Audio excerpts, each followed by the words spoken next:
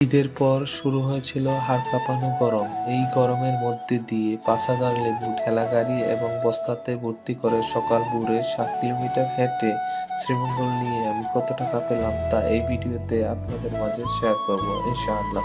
আসসালামু আলাইকুম এভরিওয়ান, আশা করি আপনারা সবাই ভালো আছেন। আলহামদুলিল্লাহ আমিও ভালো আছি। এই হাড় কাঁপানো গরমের মধ্যে দিয়ে সকালবেলা লেবু পাড়াটা অনেক কষ্টদায়ক, তাই সকালবেলা লেবু না পেরে ৩টা বাজে লেবু পাড়ার জন্য চলে গেছি। আর গাছ ভর্তি লেবু পাড়তে তেমন একটা সময় লাগে না, এক গাছ পারলে এক বস্তা লেবু হয়ে যায়। তাই আমরা ৩জন মিলে ৫,০০০ লেবু পাড়তে আমাদের ২ থেকে আড়াই ঘন্টা সময় লাগবে। যেই লেবুগুলো মাটিতে গাছ থেকে মাটিতে জ্বলে পড়ে গেছিল ওই লেবুগুলো ধুয়ে দিয়ে দিছি, আর লেবুগুলো পেরে এক জায়গায় এনে বারিন্দাতে ঢেলে রাখতেছি। এই সিডলেস লেবুগুলো পাড়তে হয় পাহাড়ের ঢালু এবং সমতল জায়গা থেকে। অবশেষে আমি লেবুগুলো পেরে নিতেছি। এখানে আমার ৫,০০০-এর মতো লেবু পাড়তে হবে। এখান থেকে বাছাই করে পাকা এবং যেগুলো নষ্ট লেবুগুলো বাদ দিতে হবে। আর অনেকদিন যাবত লেবু খাই না, তাই মনে চাইছিল, তাই লেবু খেয়ে বস্তাতে ভরে নিলাম। বস্তাতে ভরবো এবং গাড়িতে সারিয়ে এবং এক বস্তা চট্টগ্রামে দিয়ে দেবো, আর এক বস্তা কুমিল্লাতে দেবো। আর ৪ গাড়ি শহরে নিয়ে বিক্রি করে কত টাকা পাই। আবার এই লেবু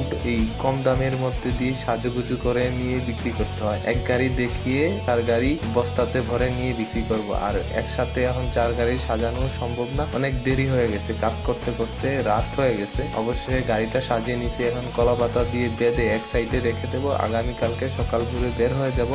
আর গাড়ির সামনে একটা লাইট লাগিয়ে নিছি। হাঁটতে হাঁটতে বের হয়ে বললাম শ্রীমঙ্গলের। বছরের পর সকালের হাওয়া এবং প্রাকৃতিক সৌন্দর্য দেখতে দেখতে চলে আসলাম বাজারে। গাড়িটা রাখার পর বস্তাগুলো খুলে দিছি, বাজারে বিক্রি শুরু হয়ে গেছে। এখন আমার গাড়ির পাতাগুলো খুলে দিছি, বিক্রি হয়ে গেছে। এক গাড়ি দেখিয়ে বস্তা সহ ৩ গাড়ি ৩৭০০ টাকা, আর আলাদা এক গাড়ি বস্তাতে ১,০০০ টাকা, কুমিল্লাতে ১৩৫০ টাকা এক গাড়ি এবং চট্টগ্রামে ১৬০০ টাকা, মোট ৭,৬৫০ টাকা ৫,০০০ লেবু বিক্রি করলাম। যদি ভিডিওটি আপনাদের মাঝে ভালো লেগে থাকে তাহলে লাইক, ফলো এবং শেয়ার করতে ভুলবেন